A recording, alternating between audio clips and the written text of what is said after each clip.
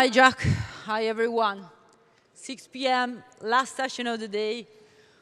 We're not going to talk about fashion. We're not going to talk about anything that has been talked so far. And we're not going to talk about the Middle East. So first time we hear about Africa, which is a huge continent, developing market, huge market, 1.3 billion people, right?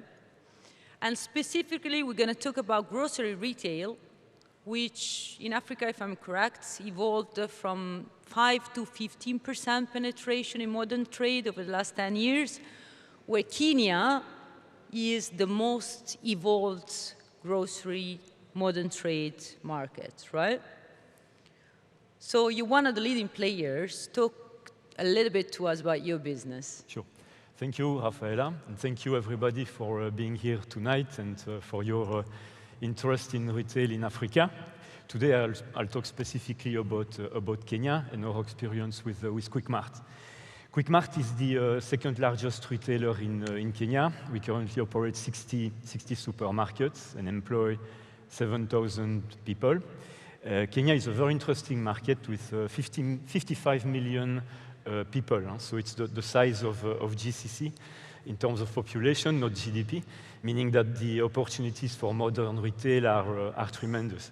So just to tell you very briefly our story, Quickmart started as a family business in the city of Nakuru in 2006 and developed a really modern concept of supermarkets with the motto fresh and easy, meaning a lot of focus on fresh products, on quality products, on convenience, on service, and of course value for money. It was an immediate success. The company then started to open stores in Nairobi, the capital city, and in other cities of Kenya. This was quickly noticed by a private equity fund that decided to invest in Quickmart in 2018, so 6 years ago, to take a majority stake and to then work with the founders to really accelerate the development and implement strong corporate governance. It's been a big success. From 2020 on, we have opened 10 supermarkets per year, so almost once a month for every month for 3 years in a row, and to reach the 60 supermarkets we have today. So I think Kenya is a very exciting market. We believe there's still ample space for growth, and our plans are to take the business from a very profitable model at this stage to a much larger scale and to roll out to more than 100 stores in the next few years before looking beyond the borders of Kenya and probably taking the concept to other neighboring countries in East Africa. In East Africa. So being the only non-Kenyan working with 7,000 Kenyans, I think I can proudly say that Quickmart is a proudly Kenyan company with big ambitions. Look, we got some images of great. Quickmart finally. So Okay. that looks like very modern, right? It is very modern, yes. How about the population in Kenya? Is it a young population like average in Africa?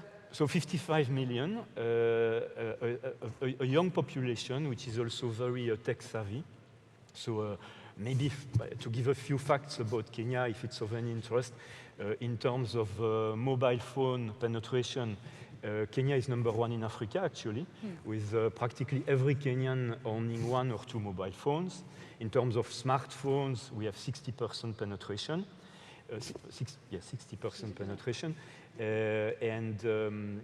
So, of course, e-commerce is very important. I can come to that in a minute.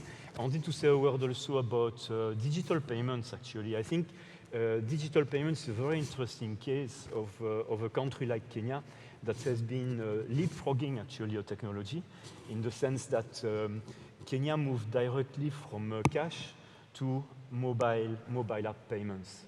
It's skipping basically the step of credit cards. If you look at Quickmart today, actually 60% of the transactions we get are with a mobile application called M-Pesa, which was developed by a big Kenyan company, Safaricom, a very, very practical app. And now cash has been shrinking to 30%, credit cards that never really picked up in Kenya about 10%. So that's an interesting case, I think, of technology use in a developing market. Yeah. Now, looking at e-commerce, e-commerce is relatively developed in Kenya. It's about 3% of the sales for online growing, sales I guess. at the moment. Very much growing, probably around 15 to 20% per year. To talk about our personal experience with Quickmart, actually, we made the choice not to go too fast in terms of e-commerce because we are very protective on our profitable business model.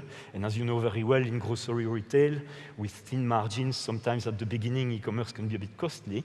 So we've not been too fast going on it, but we have recently partnered with Glovo, probably a platform that most of you know, originated from Spain and used in more than 20 countries, which basically connects the consumer based on geolocalization with our Quickmart stores and with riders, couriers for the delivery. And it's been growing very, very well. So you're about to go omni-channel more and more towards the, not dominance, well, probably you can say dominance of traditional retailing, modern retailing in stores, and then towards a digital commerce integrated, I guess, online and offline, right? Yes, that's a very interesting question because also Kenya is a market which is still dominated by informal trade and street markets for 60%. So modern trade supermarkets have a lot to gain and grow. Now, I think it's also an interesting fact about the Kenyan market is that we have also players, emerging players, that have taken a bit of a different approach.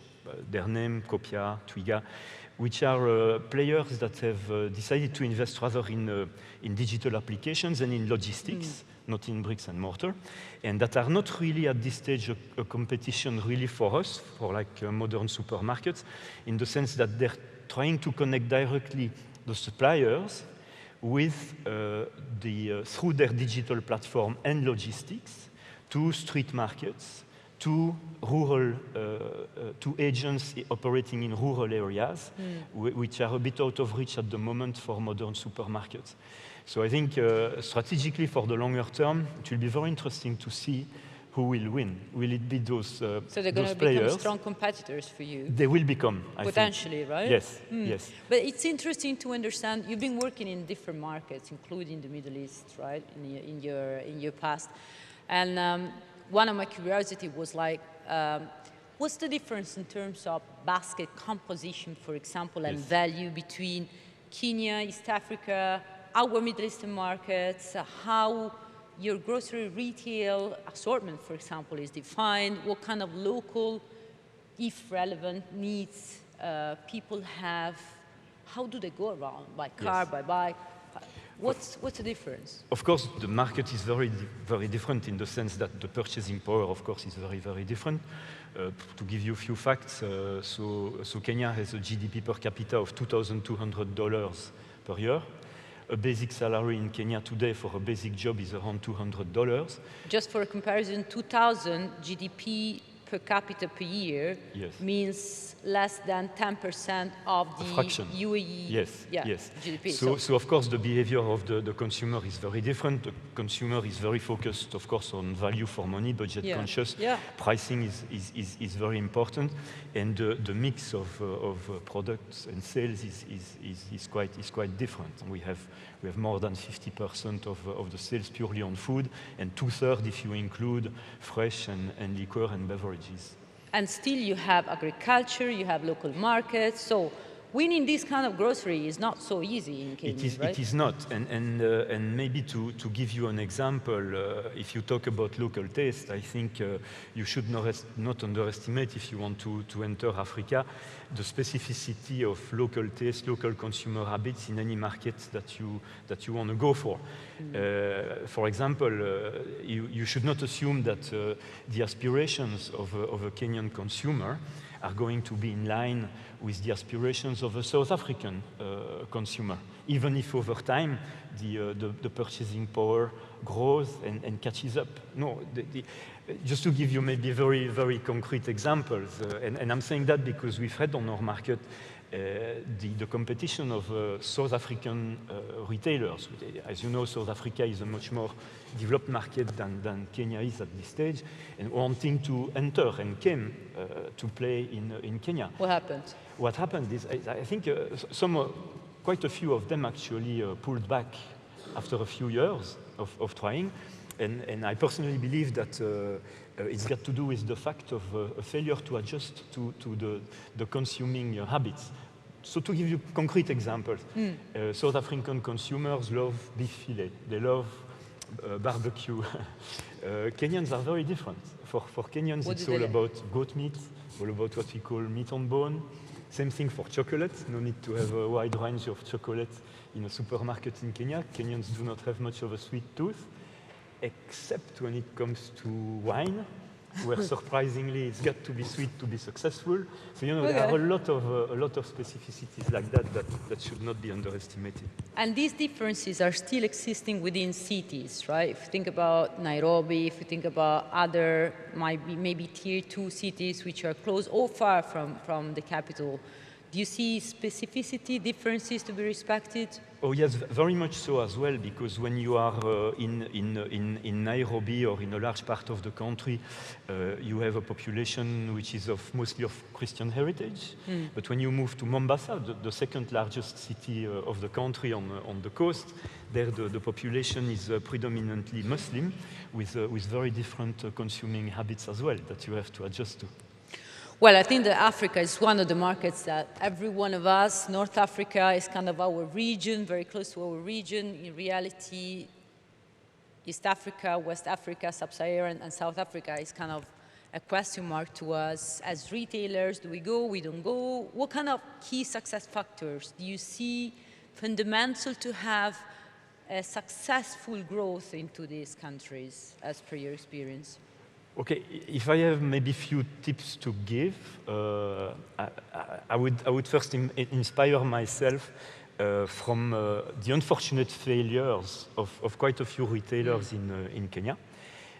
Maybe I talked already about the first one, which is don't overestimate the local aspects. A second one, I think, would be to say really focus on corporate governance. Corporate governance is very important.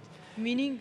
Meaning implement strong controls, oversight by a non-executive board, structured management meetings, delegation of authority. So more centralization than localization in terms of I think it's always good in retail power. to decentralize as much as possible and to give power to people, but with a lot of control. Yeah. So that is extremely important. Of course, it's important everywhere around the world. In Africa, it's particularly true. And I'm saying that also because we've seen also quite two, at least, big players who were big retailers in Kenya a few years ago, who were really successful on a commercial level, but who failed on issues of corporate governance. So that would be my second tip. So it's a hard market for CFOs, that one. Yes, you have to be on your toes. I guess. Yes. And then a third tip, maybe I would say, is the importance of local partners, if you want to get into Africa. You don't go alone. You don't go alone. But I don't have that experience, it's just an opinion, but I think the value of a local partner should not be underestimated, not only for the local taste, local adjustments to consumers and locations and dealing with authorities, but I think really the local aspect is very important. And when I look at our experience with Quickmart, our founder is here today. Duncan, thank you for your support. And Duncan is not anymore involved in the day-to-day management of the business, but his guidance at board level on strategic aspects is very, very important.